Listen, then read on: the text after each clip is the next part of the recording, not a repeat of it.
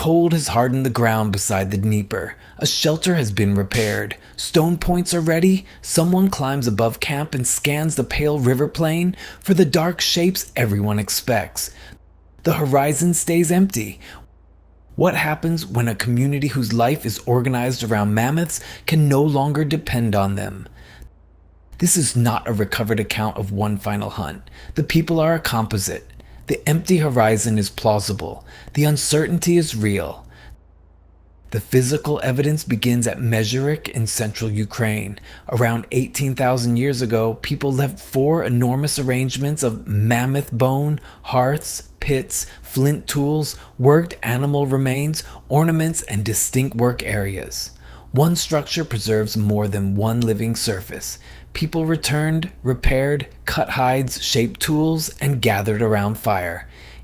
Even the date needs care. New radiocarbon work places one structure and its surrounding activity within a few centuries, roughly 18,250 to 17,760 years ago. That range could fit one concentrated occupation. It could also contain several shorter visits. Archaeology can narrow the window. It cannot tell us who looked over the ridge on a particular morning. How much of life here really depended on mammoths? Quite a lot for some groups. Mammoth meat could feed people. Fat-rich tissues mattered in a cold world. Bone and ivory became tools, points, ornaments, and parts of large structures. Some bone may even have been burned when wood was scarce. A mammoth was less a single resource than an extremely large delivery, with no tracking number. But this was not a mammoth-only economy. Mezhyrich also preserves hare, reindeer, bison, horse, wolf, fox, and bear. Its people worked flint, hide, antler, bone, and ivory. They were not specialists who had forgotten every other animal. Mammoths sat near the center of a much wider technical life. Then the numbers become dangerous. Older estimates count remains from at least 149 mammoths across Mezhyrich.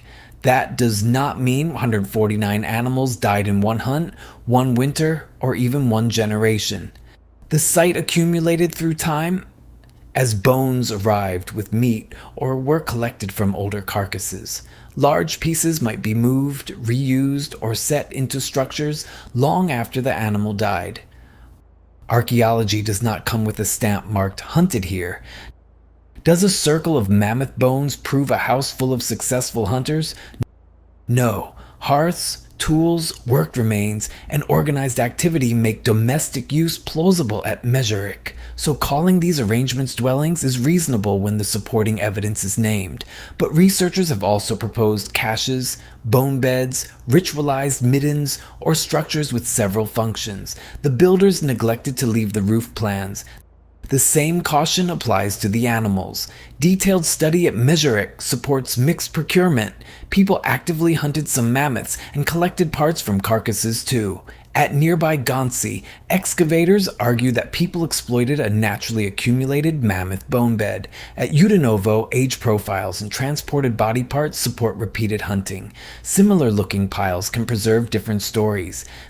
That matters because the obvious solution is simple. If mammoths become scarce, follow them farther, find new tracks, hunt harder. Why not simply do that? Unfortunately, the herds had not agreed to remain convenient. A mobile group could change its route, but it could not command mammoth reproduction, restore disappearing forage, or keep an entire habitat stable. Mammoths needed broad open country with the right plants, moisture, snow conditions, and travel corridors. Change one part of that system and a herd might shift. Change several across a continent and local knowledge starts losing its predictive power. Bones at Mezhyrich preserve one clue. Their chemical signatures differ from the classic pattern seen in many mammoth steppe animals. The mammoths had occupied a changed dietary niche near the southern part of their range. That does not prove starvation. It does not measure herd size. It does not show a new migration route. It does show that the ecological setting was no longer uniform. The contrast appears even between sites. Mammoths at Udinovo often retain the older isotope pattern, while those at Mezhyrich did not. Two communities separated across the East European plain could face different mammoth worlds at roughly similar stages of the late Ice Age. The dated record across Europe is uneven too. Mammoth range expanded, fragmented, returned to parts of Europe after about 19,000 years ago, then contracted again. By roughly 14,000 years ago, mammoths were absent from most of Europe, though populations survived much longer farther northeast. A last dated bone marks the last evidence yet found, not the last animal that breathed. Was climate responsible, or were human hunters? That question offers a wonderfully tidy courtroom. Prehistory declined to provide a tidy suspect. Warming and changing moisture reshaped vegetation, breaking open mammoth habitat into different regional environments and leaving smaller populations more vulnerable to extra deaths. Humans unquestionably hunted mammoths at some sites. What the evidence does not supply is a continent-wide annual kill rate, or a clean experiment where climate changes while hunting politely waits outside. The pressures could interact. Habitat loss can shrink a population. Slow reproduction makes recovery difficult. Hunting adds mortality. Local fire, vegetation feedbacks, competition, and simple bad luck can matter too. The balance was probably different from one region to another. So what happens to the people? They do not vanish with the mammoths. The archaeology around the middle Dnieper already shows flexibility. Some sites contain massive bone structures. Others look like lighter task camps. People hunted smaller animals, processed hides, carried composite stone points, and moved through different parts of the landscape in different seasons. Mammoths were important, but adaptation had never stopped while mammoths were abundant. Later records across the wider region show new prey emphasis, new routes, and different projectile traditions, but the evidence cannot draw a family tree from one Mezhyrich household to every later reindeer hunter. It does show the range of changes mobile communities could make when old expectations stopped paying off. Did mammoth-centered communities disappear? The label disappeared more cleanly than the people did. A group that ate more reindeer, used a lighter camp, or changed its seasonal route becomes a different archaeological category. Nobody at the time stepped across a line marked former mammoth hunter. They adjusted one decision at a time. And was there one final mammoth hunting community? Not in any way the record can identify.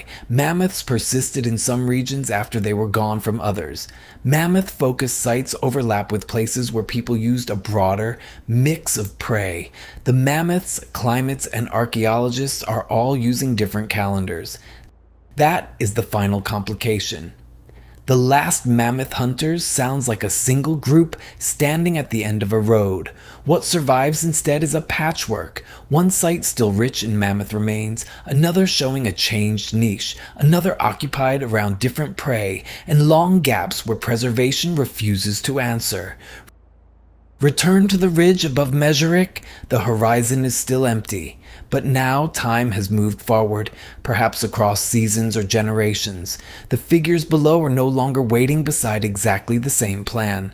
Some carry lighter tools, someone checks smaller tracks near the river, another prepares hides for movement instead of rebuilding every heavy feature in camp. That scene is also a reconstruction. It represents options supported by the regional record, not the documented choice of one name family. The distinction matters. These communities did not all change together, and they did not become something new overnight. The mammoth-centered world ended unevenly. Not with one final charge across the snow, not with every camp abandoned on the same morning. It became less dependable, place by place, until old knowledge needed new answers. The mammoths disappeared from most of Europe. The people changed what they did next. They did not wait for the old world to come back. Thanks for watching this video. Don't forget to subscribe.